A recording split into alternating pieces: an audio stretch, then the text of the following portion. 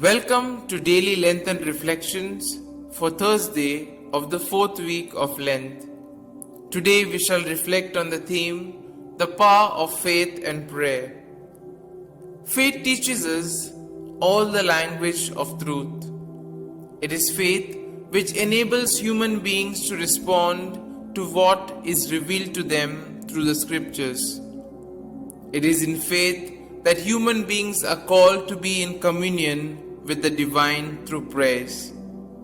In prayers, human beings surrender themselves to God, and He in return illuminates their hearts and enlightens their minds and opens their eyes to touch and perceive the ways of God. In the first reading, we come across the people of Israel who did not have faith in God, who brought them out of the land of Egypt. Due to the lack of faith, they did not perceive the ways, will, and time of God in the absence of Moses. They grew impatient and broke the commandments of God when Moses had delayed to come down from the mountain. Angered by their misdeed, God wanted to punish them. However, heeding the imploration of Moses, God changed his mind. The Gospel speaks of the refusal of the Jews to see God's work in their life.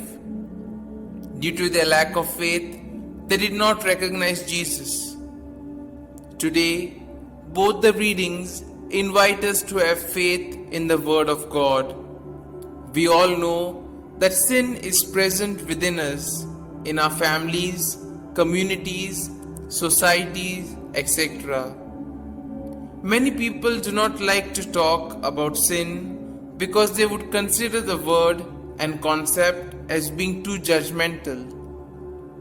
Our word sin is translated from the Greek amartia, meaning to miss the mark or to veer off course.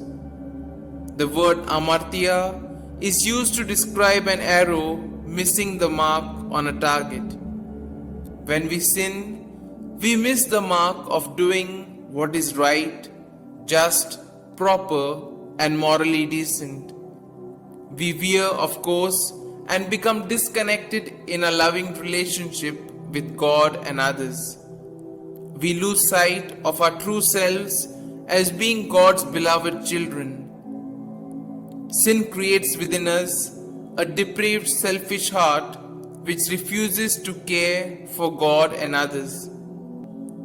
These remaining days of Lent provide us with an opportunity to redirect our lives, aiming to live wisely and rightly as God's beloved sons and daughters.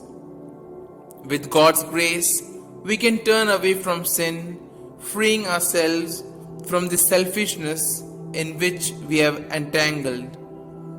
In seeking forgiveness and reconciliation from God and with each other, we can get back on course in reconnecting and healing our broken relationships.